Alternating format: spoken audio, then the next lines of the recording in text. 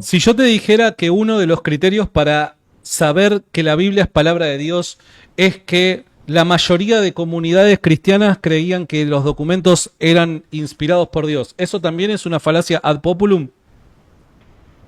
Repetime porque no te escuché bien. Si uno de los criterios para identificar qué documentos son inspirados por Dios es el criterio que dice que los cristianos en su mayoría creían que un determinado documento era palabra de Dios, ¿eso es falacia? Mencionaste algo correcto, ahí dijiste sí, uno de los criterios, pero vos mencionaste que todos los cristianos, por lo tanto, es verdad la doctrina. O sea, sí, uno de los criterios. Entonces, si uno de los criterios es que tienen que creer, aparte de que la mayoría cree, se puede constatar los documentos primarios de los apóstoles, que son los evangelios y algunas cartas paulinas, podemos decir que la Biblia es palabra de Dios, porque se puede constatar por la historia de que los apóstoles escribieron. Ahora yo te pido que me des un pasaje bíblico donde diga que el magisterio y la tradición es infalible. Está bien, vamos a eso, pero acá donde a mí me parece que vos estás teniendo una doble vara, amigo. Porque me acusás de falacia ad populum, pero uno de los argumentos que ustedes tienen para validar sin la autoridad infalible de la Iglesia qué libros son inspirados por parte de Dios es que uno de los criterios que mencionan es que justamente la mayoría de cristianos abrazaba dicho documento creyendo que eran palabra de Dios. ¿Eso no sería una falacia ad populum? No, porque es uno de los criterios. Hay otros elementos que validan aparte de eso. Pero vos usaste el único criterio de que todo el mundo, para todo el mundo es... Pero ese criterio por sí, porque el criterio, pese a que se usan para validar los textos, pese a que se usan varios, se aplican varios, es cierto, pero el criterio es independiente cuando se dice, la mayoría de los cristianos creían que este documento era palabra de Dios. Bueno, ¿eso no es falaz también entonces? Explica qué quiere decir con criterio independiente. Bueno, no, está bien, no vamos a quedar ahí. No entiendo esa parte. No, tranquilo. Lo que pasa es que a mí se me hace que ahora está llamando a algunos apologetas protestantes, cuando utilizan estos criterios, está llamando falaz. Si es el único criterio, sí es falaz, pero no es el único criterio. Ahí claro. Ahí está la falla de tu razonamiento de que crees bueno, está bien. Pelota, pero lo que vos hiciste un razonamiento falaz porque dijiste que con tan solo que todo el mundo es claro el papado y la infalibilidad papal, ya es verdad. Entonces es una falacia. Tenés que dar un criterio aparte de eso. Ok. Bueno, está bien. ¿Sí? Si no lo ves, ya problema mío ya no es. No, pero sí. Bueno, dale, entonces vamos a la falacia, ¿cómo es? A la infalibilidad del Papa, entonces, de la Iglesia. Sí, demostrame la escritura. ¿La infalibilidad de la Iglesia? ¿Que la Iglesia es infalible? Sí, que el Papa y el magisterio romano católico. Ok. La sede católica es infalible. Demostrarme eso con la Biblia. ¿Cómo yo puedo saber? Si vos me demuestras con la Biblia, se cae la sola escritura. Te entiendo. Bien. Ética, incluso puedes usar la historia, puedes citar la historia si querés. Ok, bien, buenísimo. La Iglesia fundada por Cristo, para vos, es infalible, ¿verdad? La Iglesia... Repetime tu pregunta. La Iglesia fundada por Cristo, independientemente de cuál sea, después discutimos cuál es esta Iglesia. Pero la Iglesia fundada por Cristo. Los dos creemos que Cristo funda una iglesia. ¿Estamos de acuerdo, verdad? Sí. Esta iglesia fundada por Cristo, la iglesia maestra, porque hay una iglesia maestra que está compuesta por pastores y maestros. Esta iglesia maestra, fundada por Cristo, debe ser infalible, ¿verdad? No necesariamente. Debe ser confiable. Ok. Debe ser confiable, pero no infalible. ¿Ah? Debe ser confiable, pero no infalible. Sí, un ente puede ser, un grupo de personas puede ser confiable, pero no infalible. Ok, bien. Bien, buenísimo. Con eso. Ok, buenísimo. ¿Y cómo validamos la confiabilidad de algo que no es infalible? Por medio de pruebas externas. ¿Cuáles son estas pruebas externas? Pará, ¿cuáles son estas pruebas externas? Andate al grano. ¿Cuáles son estas pruebas externas? No. Vos me querés llevar a un punto que yo necesito que vos me digas un versículo. Porque... Lo que pasa es que metiste la pata hasta la cintura, hermano. No. Vos decís de que confías en una iglesia que no es infalible, que es falible. Pero bueno, es creíble, se puede... ¿Qué criterio utilizás para saber que es creíble? ¿Cómo? ¿Qué criterio utilizás para saber que es creíble? No, respóndeme la pregunta, ¿dónde dice que la infalibilidad, la iglesia, la Biblia valida la infalibilidad del Papa y de la tradición sagrada? Porque hay tradiciones, pero para ustedes hay una tradición sagrada. Decime dónde dice eso en la Biblia. Bueno, Ese es el punto del debate. acá vamos a tener una diferencia porque yo sí creo que la iglesia debe ser infalible, vos decís que no.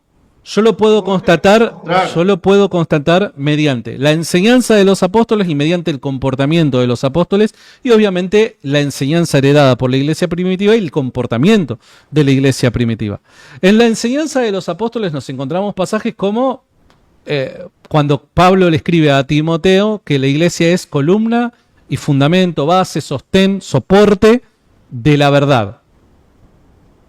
Ese es un pasaje, un pasaje. ¿Cómo está hablando de decir que ahí la iglesia es infalible? No solo ese pasaje, te voy a dar más pasajes.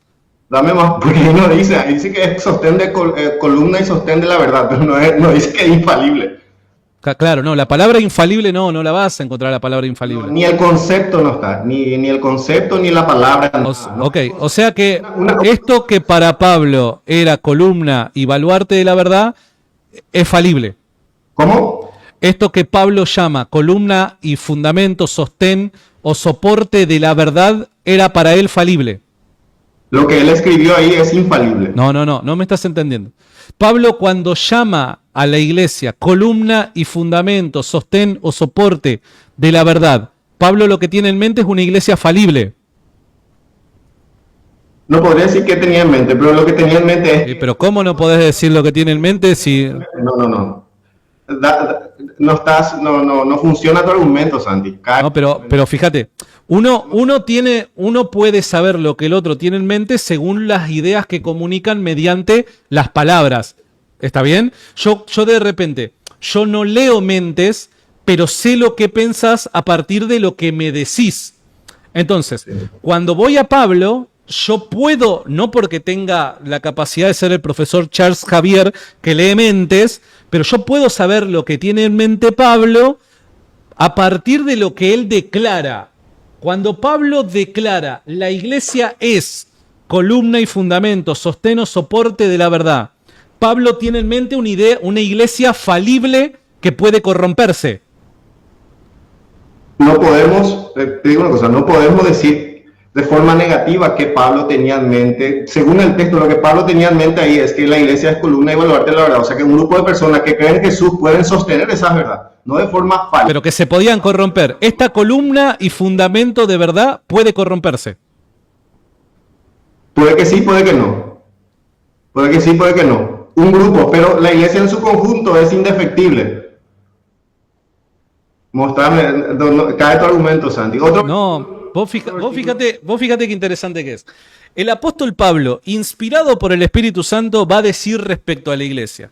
La iglesia es columna y fundamento, sostén y soporte de la verdad. Pero acá lo tenemos a Albertito Martínez que dice, bueno, pese a que Pablo describió a la iglesia de esa manera, lo que Pablo tiene en mente es una iglesia que se puede corromper. Una iglesia falible. Esto que Pablo está llamando fundamento, sostén y soporte de la verdad, para Alberto es una iglesia falible, que se puede corromper y que de hecho lo hizo. Decime una cosa, cuando vos decís que la iglesia se puede corromper, ¿habla en su conjunto o una parte? Claro, reitero, lo que te dije fue lo que te dije fue lo siguiente. Tenés que prestar atención porque si no, no me harías esta pregunta porque yo ya te lo respondí. Yo te dije, estamos hablando de la iglesia maestra, de los pastores y maestros, claro. Obviamente, ¿por qué? Porque cuando estamos hablando de corrupción, nos referimos en cuanto al evangelio. ¿Y quiénes son los que predican y enseñan, que recibieron por parte de Jesús de Nazaret la comisión de enseñar el evangelio? Los pastores y maestros, autoridades de la iglesia. ¿Qué es lo que estás mirando tanto para el costado? Me llama la atención, te soy honesto. Ok. No tenés miedo, nadie de la alianza me está escribiendo. No, pero ¿qué le voy a tener miedo? Con todo respeto, primero, no me siento arrinconado por vos. Número dos. La verdad no es miedo, yo no lo describiría como miedo, yo lo describiría como el deseo y la ansiedad de que dejen de mandar pupilos y que vengan ellos. ¿Y vos por qué no te vas? ¿A dónde? Está un debate formal. Pero ¿por qué un debate formal? Yo el otro día tuve el Jonathan Ramos, ¿vos lo respetabas, Jonathan Ramos? Sí. Bueno, él dijo de que eso que hemos tenido, pese a que no hay tiempos y moderador, es un debate. Ok. bueno, listo, ya está. No estamos desviando el tema. No, bueno, vos sos el que me propuso eso, defendiendo a los maestros. Bueno, pero está bien, hay que sujetarse a sus pastores. Está muy bien que así lo hagas. Bueno, volviendo al punto entonces. Fundamento y baluarte, estandarte, soporte, sostén de la verdad. El apóstol Pablo, inspirado por el Espíritu Santo, le llama a la iglesia. Pero acá viene Alberto Martínez a decirme, no, la iglesia no es infalible, sino que es falible. Más allá de que el Espíritu Santo la llame fundamento, sostén y soporte de la verdad, la iglesia se corrompe y de hecho se corrompió. Sí, y por eso te pregunto, cuando vos decís que la iglesia se puede corromper, ¿hablas de un todo o de una parte? Como estamos hablando, la corrupción no es una corrupción moral a la que me refiero. Es una corrupción en cuanto al evangelio que se transmite, ¿se entiende? Entonces, ¿quiénes eran los encargados de transmitir el evangelio y de enseñar el evangelio? ¿Y dónde están los evangelios? La escritura. No. Y no está corrompida.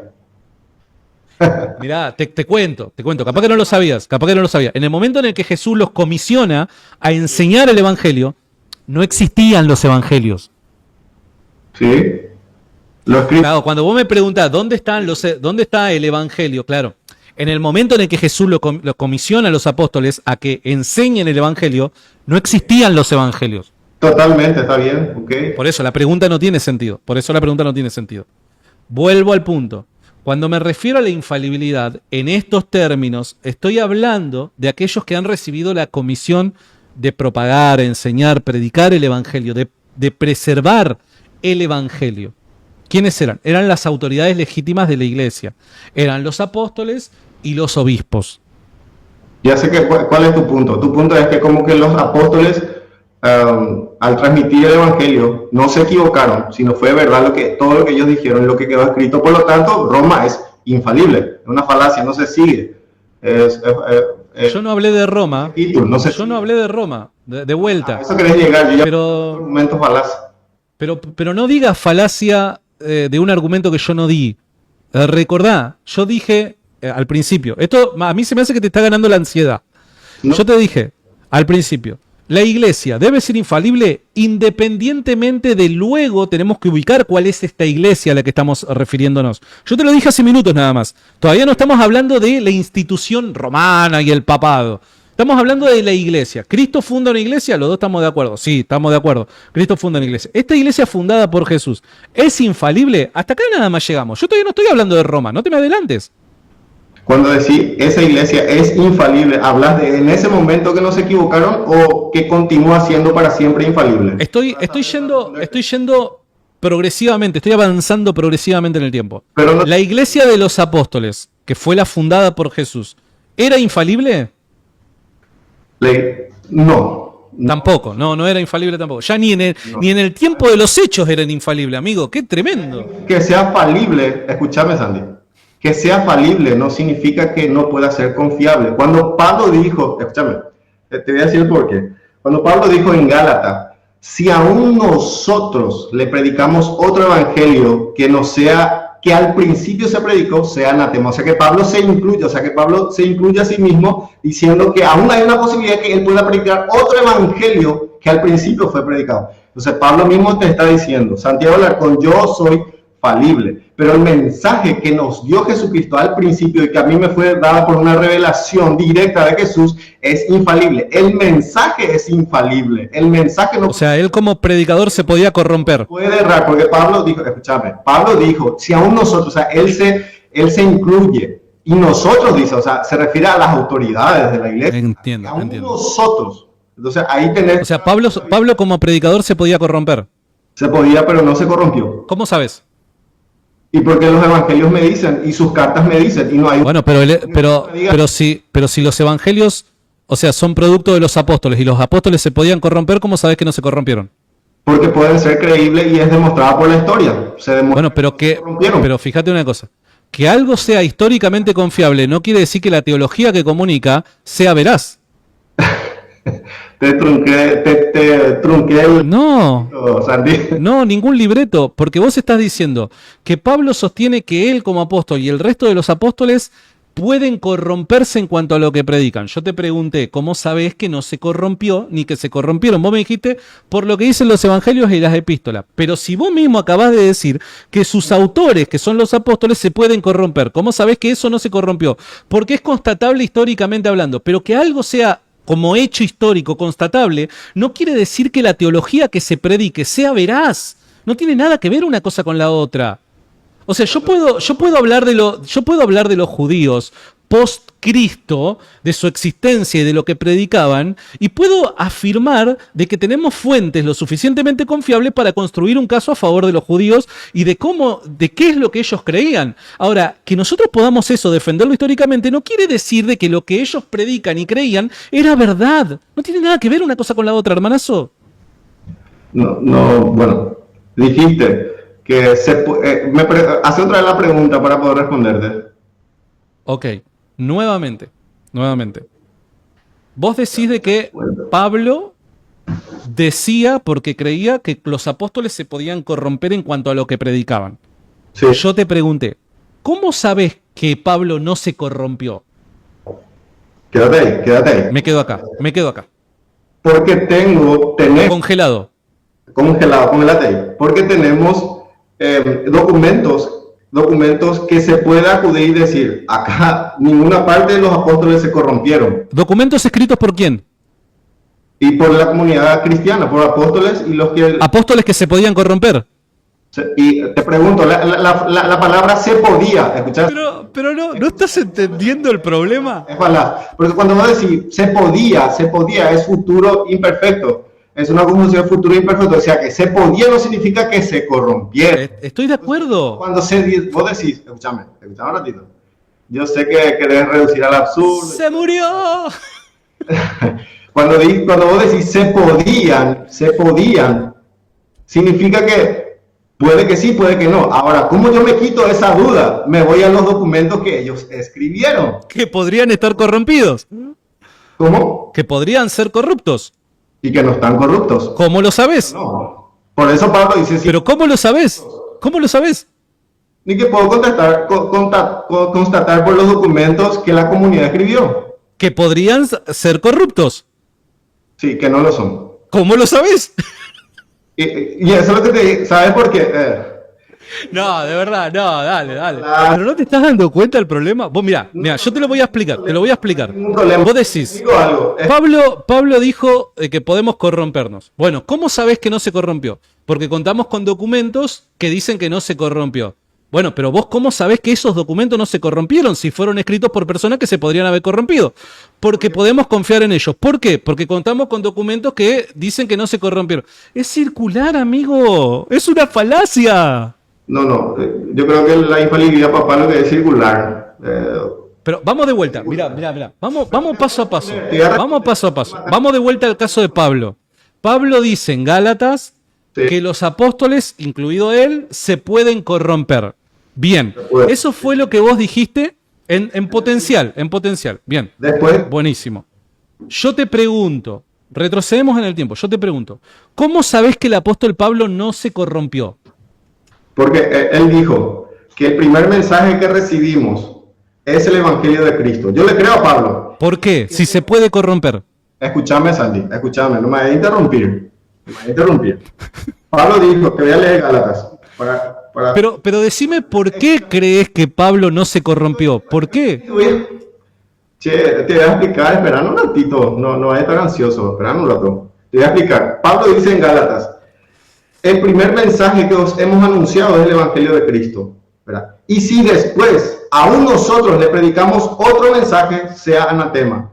Aún nosotros. Entonces, el mensaje que ellos predicaron al principio es verdad, es sin error. Pero después, si aún nosotros le predicamos otro evangelio, sea anatema. O sea que Pablo dice, yo después de haberle entregado el mensaje infalible de Jesús, ¿verdad? Yo puedo aún desviarme, pero Pablo nunca se vio porque nadie muestra la historia. Entonces, por el primer mensaje yo sé que es cierto. Y ahí me decís, pero ¿cómo sabes que ese mensaje es cierto? Aún vos, Santi, das salto de fe. ¿No? Todo cristiano da un salto de fe al principio. El Espíritu Santo viene, le convence, ¿verdad? Le convence que las Escrituras, que lo que Jesús dijo es verdad y lo que él dijo ser es verdad, entonces yo doy un salto de fe, pues yo no conozco nada de cristianismo, doy un salto de fe. Y en mi caminar comienzo a constatar de que todo lo que Jesús dijo es verdad por medio de fuentes externas a mí.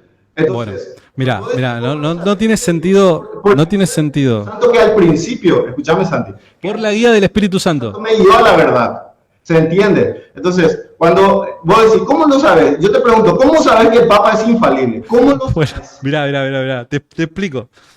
Vos decís, fíjate la lógica, hermano, no está siendo racional. Con el respeto que te mereces, no está siendo racional. Vos no estás siendo racional. Vos Te sos explico. racional. Vos me decís, el apóstol Pablo dice que él y el resto de los apóstoles podrían corromperse. Ok, Después bien. de entregar el mensaje. Después de entregar el mensaje. Mensaje que para el momento en el que escribió la epístola a los Gálatas ya lo había entregado. Sí. Bien, quiero que todos se acuerden de ese detalle. Ese primer mensaje, dice Alberto, es el infalible. Ese es el mensaje infalible. Todo lo que viene después de ese mensaje puede estar atado a corrupción. Bien, buenísimo. Entonces, vamos de vuelta. El apóstol Pablo dice que él se podría corromper. En un escenario hipotético, se podría corromper junto con el resto de los apóstoles. Yo te pregunto, ¿cómo sabes entonces que el apóstol Pablo no se corrompió? ¿Cómo lo sabes? Vos me dijiste ahora, constatándolo con el mensaje que predicaron al principio, que ese es el confiable. Ahora, mi pregunta es la siguiente. ¿Cómo conocemos ese primer mensaje de Pablo? ¿Cuál es la fuente que nos comunica ese primer mensaje de Pablo? Porque te quiero recordar, la epístola a los Gálatas se escribió a principio de la década del 50. Por ende, vos me tendrías que mostrar una fuente anterior a la epístola de los Gálatas escrita en la década del 50 que sirva de constatación de que el apóstol Pablo después no se corrompió. Y esta fuente no puede ser escrita por alguien que pueda corromperse, porque si no cae la misma pregunta sobre ella. ¿Cómo sabemos que el autor de esta fuente no se corrompió? ¿No te das cuenta que en última instancia no tenés forma de mostrar que no se corrompieron? Dame esa fuente anterior a Gálatas que constata que Pablo no se corrompió. Dámela, ¿cuál es? Por ejemplo, el Evangelio de Marcos, que es uno de los más... El Evangelio de Marcos, primero, vos no podés asegurar que se escribió antes del principio de la década del 50. Eso no lo podés hacer porque los protestantes no lo hacen. De hecho, si se lo quiere ubicar tempranamente el Evangelio de Marcos, se lo puede ubicar a mediados de la década del 50, después de la epístola a los Gálatas. Esa es otra discusión, pero Marcos es otra discusión. Pero ¿cómo va a ser otra discusión si yo lo que te estoy pidiendo es un documento que nos permita constatar la doctrina de Pablo anterior a Gálatas para saber de que Pablo no se corrompió? Dame una fuente, dale, una fuente anterior a Gálatas. Marcos, ¿por qué decir que Marcos no puede ser? Porque vos no podés demostrar de que Marcos fue un documento escrito de la década del 40. No hay un solo argumento a favor de ello. ¿Cómo se escribió Gálatas? En la década del 50. Sí, bueno, ok, vamos a poner, acá no vine preparado obviamente para discutir qué libro se escribió primero. Es que no importa eso, no importa. Yo te spoileo la respuesta. No tenés esa fuente, hermanazo. Y aún si la tuvieras, esa fuente debió haber sido escrita por alguien que según vos se pudo haber corrompido. Y así vamos hacia atrás, hermanazo. ¿Y sabés de lo único que podés depender para constatar esta fuente? Es de la tradición. Y encima una tradición que no se pueda corromper, porque si la tradición se pudiera corromper, tampoco sería constatable. Dale, amigo, dale. No. Vamos de vuelta. Entonces vos estás diciendo que Gálatas es la primera carta. No dije eso en ningún momento. ¿Cuál es el primer libro que se escribió del Nuevo Testamento? Es independiente a cuál es el primer libro que se haya escrito. Porque suponete que yo propongo cualquier fuente, una fuente X. Okay. Suponete Marcos. Sí. Para vos el autor de Marcos también podría corromperse. Pero no se corrompió. ¿Y cómo lo sabés? Porque eso te digo, yo doy un salto de fe al principio. Yo doy un salto de fe. ¿Fe en qué sentido? Es verdad. Bueno, pero ¿por qué crees eso? ¿Por qué? Porque la fe tiene que ser racional, o sea, es razonable. Al principio das un salto que no tenés. Mira, cuando. No tenés forma de justificar. Escúchame. Eso es lo que ibas a decir, que no tenés forma de justificar. No, para nada. Bueno, entonces demostrame eso.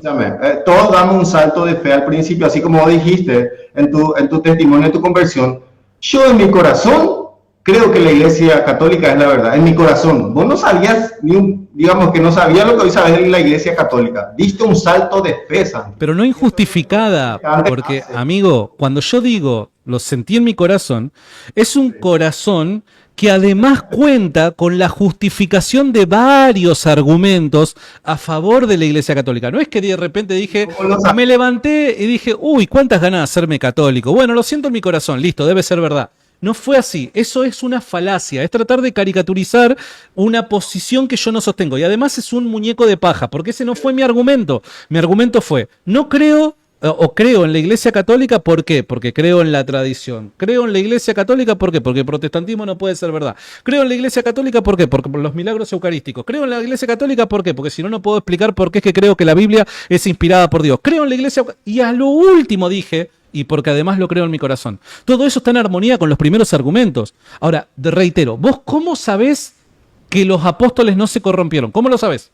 ¿Cómo sabes que todos esos argumentos para ser católico no eran corruptos? ¿Cómo lo sabes? ¿Cómo sabes? Porque yo... Falible o infalible. Yo soy falible, totalmente. ¿Y cómo lo sabes? ¿Cómo sabes si bueno, pero primero, uno no necesita ser infalible para conocer verdades y declararlas como tal. Yo no necesito ser infalible para saber que 2 por 4 es igual a 8. Yo no necesito ser infalible para afirmar de que estoy hablando con una persona real detrás del monitor. No se necesita para hacer descripciones de la realidad, dependiendo de nuestras capacidades, no necesitamos ser infalibles. Ahora, entonces, yo no requiero ser... Pero, ¿me vas a dejar cerrar la idea o no? Sí, cerrar, discúlpame. No, dale.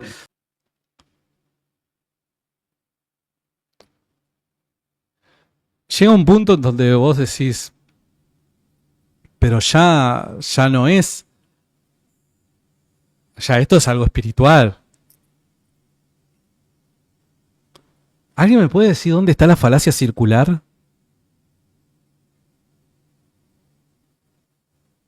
¿Alguien me puede explicar dónde está la falacia circular? Lo que desde mi humilde punto de vista pasa aquí es que cuesta aceptar la verdad, amigo. Santi, te pregunto, si para los católicos el primer papa fue Pedro, ¿al papa actual se lo puede corregir en cuanto a lo moral o doctrinal? ¿Como lo hizo Pablo con Pedro? ¿O no? ¿Cómo lo verías en ese aspecto? Si el papa, suponete, de que está haciendo algo que no es debido, moralmente hablando, ¿se lo puede corregir? Más vale que se lo puede corregir. Claro que se lo puede corregir. Ahora, recordá una cosa, Pedro no fue corregido en cuanto a lo doctrinal. La corrección de Pablo a Pedro fue porque Pedro estaba actuando hipócritamente. Entonces, independientemente de quién sea la persona que esté actuando mal, todos con amor cristiano podemos corregir al otro.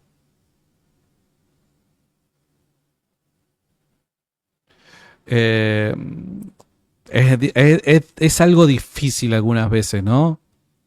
Me da la impresión como que hay ocasiones en las que se vuelve un poco difícil. Recuerden, chicos, que de lunes a viernes volvimos al mismo horario, ¿sí? De lunes a viernes al mismo horario de siempre. Estamos siempre en el mismo horario. Sí.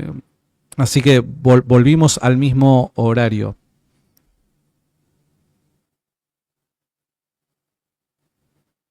Si se le puede corregir, es falible.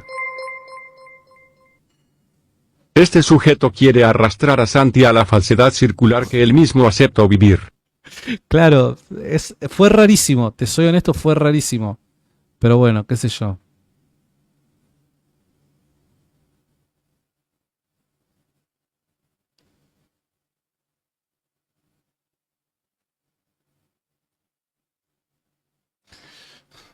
Bueno, muchachos, ahora sí, me voy a ir yendo. Recuerden que mañana nos encontramos a la misma hora. Para. Me quiero fijar... me está dando un hambre bárbara. Me quiero fijar ¿cómo es que se llama? No me acuerdo cómo se llama. El software ese. ¿Cómo era que se llamaba el que hizo Capi? Hola, Carlitos, ¿cómo estás? ¿Estás por ahí, Carlos? ¿Qué tal? ¿Cómo estás? Dios te bendiga, Titán. ¿Qué haces? Me quiero... Bien. Dios te Aquí viendo bendiga a ti, tus Santi, y a tu debates. labor. Que Dios te llene Pará, de espíritu déjame que... para sigas sembrando semillas de verdad. Muchísimas gracias, Maiko. Te mando un gran abrazo. Gracias. Gracias a todos los que mandan superchat y los que me ayudan por PayPal. Tenemos al último invitado del día de hoy. Está bien, porque ya me tengo que ir a comer. Y ¿Cómo podemos defender A ver. el libro de los hechos, dado que los judíos dicen que ahí vamos, Robert. Resisto. Ahí vamos. Ahora sí, lo tenemos al señor Carlos Augusto Pérez Trujillo. ¿Qué haces, Carlito? ¿Cómo estás? Dios te bendiga. Bien, bien, bien, muy bien, aquí tranquilo, escuchando tus debates, me parecen muy interesantes, ¿no? Definitivamente me llevan mucho a la reflexión, ¿no? Puedo entender por qué quizá para la mayoría de nosotros que somos protestantes o evangélicos, no podemos entender, digamos, la cuestión que tú estás planteando, ¿no? Y definitivamente sí considero que hay mucho fideísmo definitivamente de nuestra parte, ¿no? Pero creo que como... Te hago una pregunta, honestamente, si me tenés que decir, sí, la verdad que no pasa absolutamente nada, pero ¿estaba yo siendo circular? Yo diría que no estaba siendo circular, sino que creo que para nosotros, es que para mí la cosa es simple, ¿no? O sea, la Iglesia Católica está partiendo de una perspectiva un poco más antigua, medieval, ¿no? Donde hay un aspecto más comunitario, etcétera, ¿no? Por eso que pueden aceptar el tema de la tradición y no hay ningún problema, ¿no? En cambio, los protestantes estamos partiendo de una cosmovisión más moderna, ¿no? Donde hay una cuestión del sujeto individual, donde se presupone, ¿no? La razón individual, etcétera, ¿no? Entonces, para nosotros no podemos comprender ese tipo de visión porque somos muy modernos, ¿no? Por eso estamos con el tema de la sola escritura, creemos que la escritura en sí misma es suficiente, etcétera, ¿no? Pero no es, entiendo yo, lo que está haciendo o partiendo la Iglesia Católica, porque la Iglesia Católica parte de un aspecto más antiguo y medieval donde el aspecto comunitario es fundamental, ¿no? Bueno, entonces, ¿qué es lo que nos querías decir?